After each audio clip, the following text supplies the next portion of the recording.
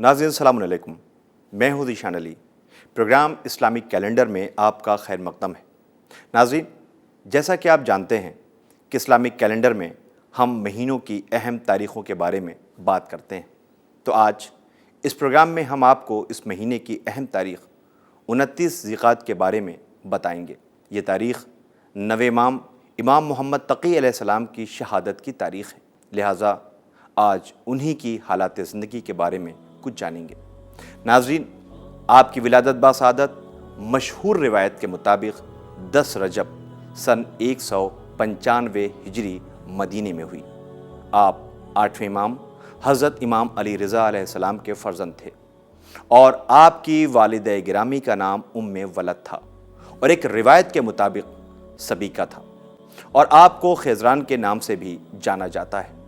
آپ کا نام محمد اور کنیت ابو جعفر تھے۔ آپ کے القاب میں متقی، ذکی، جواد، مرتضیٰ وغیرہ ہیں۔ آپ کا لقب تقی اس لیے تھا کہ آپ احکام الہی کو انجام دینے میں مکمل طور پر رعایت کرتے، اور آپ کے دل میں مکمل طور پر خوف خدا پایا جاتا تھا۔ ناظرین، کلیم بن عمران بیان کرتے ہیں کہ میں نے امام رضا علیہ السلام سے عرض کیا کہ میں اللہ سے دعا کرتا ہوں اللہ آپ کو فرزند عطا کرے۔ آپ نے فرمایا کہ اللہ مجھے ایک فرزند عطا کرے گا، وہی میرا وارث ہوگا۔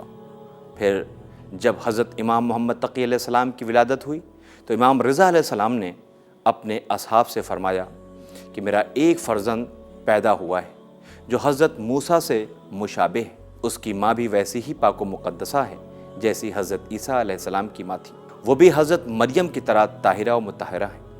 پھر آپ نے فرمایا مگر وہ ظلم سے شہید کیا جائے گا، اس پر اہل آسمان گریہ کریں گے، اس کے دشمن اور اس پر ظلم کرنے والے پر اللہ کا غضب نازل ہوگا، اور اس کے دشمن کو چند دنوں میں ہی خداوند عالم لا علاج مرض میں مبتلا کرے گا، اور اس پر سخت غضبناک ہوگا۔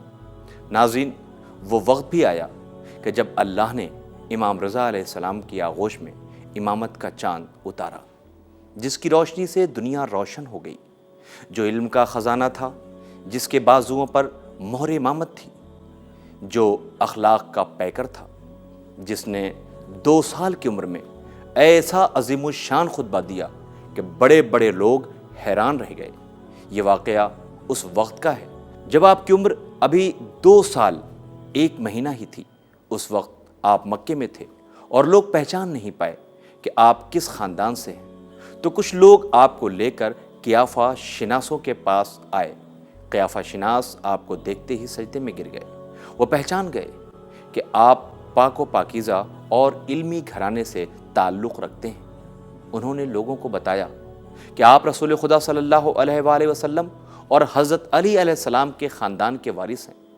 اس وقت آپ کی عمر بہت کم تھی، لیکن علم سے بھرپور تھے۔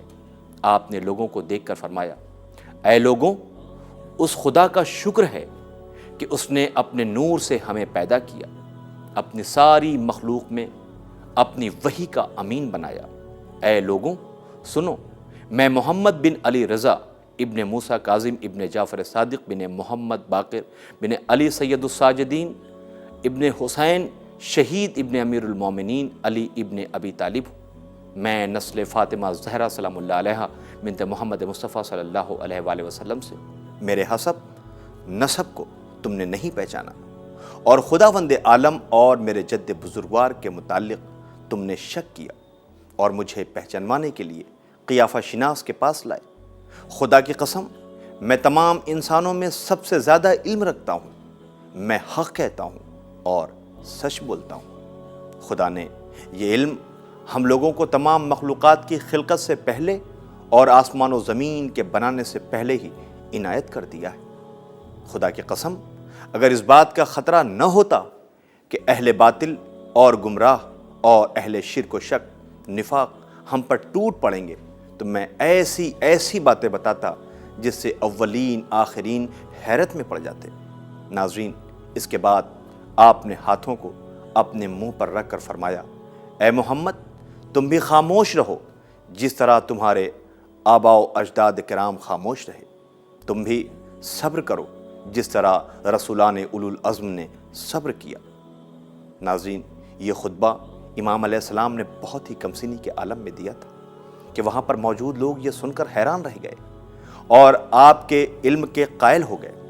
صرف آپ کا یہی ایک واقعہ نہیں ہے، بلکہ آپ کے علم و فضل کے ایسے بہت سے واقعے ہیں کہ جس میں ہمیں یہ ملتا ہے کہ آپ کے شخصیت کے آگے آپ کے علم و دانش کو دیکھ کر دشمن بھی گھٹنے ٹیک دیتے تھے، جیسا کہ خلیفہ مامون کا واقعہ۔ یہ واقعہ بھی آپ کی کمسنی کا ہے، جب آپ بھی سب بچوں کے ساتھ بغداد کی ایک گلی میں کھڑے تھے۔ اس وقت آپ کی عمر محض 11 سال کی رہی ہوگی۔ خلیفہ مامون شکار کرنے جا رہا تھا۔ اس کا گزر جب اس گلی سے ہوا تو سب بچے خلیفہ کی سواری کو دیکھ کر ڈر کر بھاگ گئے، لیکن امام علیہ السلام اپنی جگہ پر کھڑے رہے۔ خلیفہ نے جب یہ دیکھا تو آپ کے قریب آیا۔ اس وقت خدا نے اس کے دل میں نیکی ڈال دی۔ اس نے پوچھا کہ صاحبزادے، سارے لڑکے تو مجھے دیکھ کر بھاگ گئے، ڈر گئے، تم کیوں نہیں بھاگے؟ آپ نے نہایت اطمینان اور بے باکی سے جواب دیا، اے خلیفہ، راستہ تو تنگ نہ تھا کہ آپ کے جانے میں دشواری ہوتی، اس لیے میں ہٹ جاتا، اور نہ میں نے کوئی جرم کیا تھا کہ آپ کو دیکھ کر میں بھاگ جاتا۔ یہ جواب سن کر وہ حیرت زدہ ہو گیا۔ پوچھا، تمہارا نام کیا ہے؟ آپ نے فرمایا، محمد۔ اس نے پوچھا، کس کے فرزند ہو؟ آپ نے فرمایا، میں علی ابن موسی رضا کا فرزند ہوں۔ اس نے ان کے والد کے لیے اللہ سے طلب رحمت کی اور اپنی سواری آگے بڑھا دی۔ اس کے پاس کچھ شکاری باز تھے۔ جب آبادی سے دور نکل گیا تو اس نے ایک باز لیا اور شکار کے لیے ایک تیتر پر چھوڑ دیا۔ وہ باز اڑا اور نگاہوں سے اوجھل ہو گیا اور دیر تک غائب رہا، مگر جب فضا سے واپس آیا تو اس کے پنجوں میں ایک زندہ چھوٹی سی مچھلی تھی۔ خلیفہ مامون کو بڑا تعجب ہوا کہ یہ باز فضا سے مچھلی کیسے پکڑ لایا۔ اس نے مچھلی کو اپنی مٹھی میں چھپا لیا۔ گھر واپس ہوتے ہوئے اس گلی سے گزرا جس سے آیا تھا۔ جب اس مقام پر پہنچا تو لڑکے پھر کھیل رہے تھے۔ وہ خلیفہ کو دیکھ کر پہلے کی طرح پھر بھاگ گئے، لیکن حضرت امام محمد تقی علیہ السلام پہلے کی طرح اپنی جگہ پر کھڑے رہے۔ مامون آپ کے قریب آیا اور بولا، اے محمد، بتاؤ میری مٹھی میں کیا ہے؟ آپ نے فرمایا، پروردگار عالم نے اپنی قدرت سے دریا پیدا کیے ہیں جن میں چھوٹی بڑی مچھلیاں ہیں، اور سلاطین کے باز ان کا شکار کر کے لاتے ہیں، اور خلفاء اس سے اہل بیت نبوت کی نسل کا امتحان لیتے ہیں۔ مامون نے جب یہ جواب سنا تو اسے بڑی حیرت ہوئی، اور اس واقعے کے بعد سے اس کے حسن سلوک میں اضافہ ہو گیا۔ ناظرین، اس کا معمول ہو گیا تھا کہ حضرت کو روز دربار عام میں بلاتا تھا اور آپ کے علمی کمالات سے خود بھی فائدہ اٹھاتا اور درباریوں پر بھی ظاہر کرتا تھا۔ آخرکار مامون آپ پر ایسا فریفتہ ہوا کہ اپنی بیٹی ام فضل کا آپ سے عقد کر دیا، مگر ام فضل آپ کی نیکیوں کے باوجود ہمیشہ دل آزار برتاؤ سے پیش آتی تھی، اور یہی نہیں بلکہ اپنے باپ مامون کے پاس امام کی شکایتوں کی تحریریں بھیجا کرتی تھی، لیکن آپ کبھی اس سے کچھ نہیں کہتے تھے۔ آپ حسن اخلاق کے پیکر تھے، مالک تھے۔ روایات میں ملتا ہے کہ مامون کے انتقال کے بعد معتصم بادشاہ ہوا تو خاندان بنی عباس کے لوگوں کو اکسانے پر وہ امام کے قتل کی تدبیریں سوچنے لگا۔ چنانچہ آپ کو مدینے سے بغداد بلوایا تو اس وقت آپ بیمار تھے، لیکن پھر بھی آپ کسی طرح بغداد پہنچے ہیں تو آپ کی مقبولیت کا یہ عالم تھا کہ صبح سے شام تک لوگ آپ کے پاس آتے رہتے، مگر نہ آپ اکتاتے نہ گھبراتے، اور مرض کی شدت سے اٹھنا بیٹھنا تک مشکل تھا۔ ایک دن آپ بہت زیادہ بیمار تھے اور آپ کو معلوم ہوا کہ کچھ لوگ آپ سے ملنے آئے ہیں۔ آپ کے اعزا نے منع کیا، مگر آپ نے فرمایا کہ ہو سکتا ہے کہ کسی کو میری شدید ضرورت ہو۔ یہ کہہ کر آپ غلام کے سہارے اسی شدید بخار میں تشریف لائے اور سب کا حال سنا۔ ان میں سے ایک شخص نے کہا، مولا، میرا باپ بستر مرگ پر ہے اور وہ چاہتا ہے کہ آپ کے سامنے کچھ وصیتیں کر لے اور آخری بار آپ کی زیارت بھی کر لے۔ لیکن آپ شدید بخار میں ہیں تو میں آپ سے چلنے کے لیے کیسے کہوں؟ لیکن آپ نے فرمایا نہیں، میں چلوں گا، اور آپ اس کے ساتھ اس کے باپ سے ملنے گئے۔ ناظرین، تو یہ اخلاق تھا امام محمد تقی علیہ السلام کا۔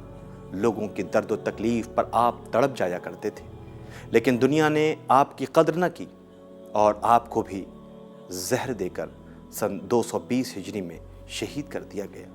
تمام ائمہ میں آپ کا زمانہ امامت سب سے مختصر ہے۔ تاریخ کا بیان ہے کہ جب آپ کی شہادت ہوئی ہے اس وقت آپ کی عمر محض 25 سال تھی، یعنی کہا یہ جائے کہ جوانی ہی میں آپ سپرد خاک کر دیے گئے۔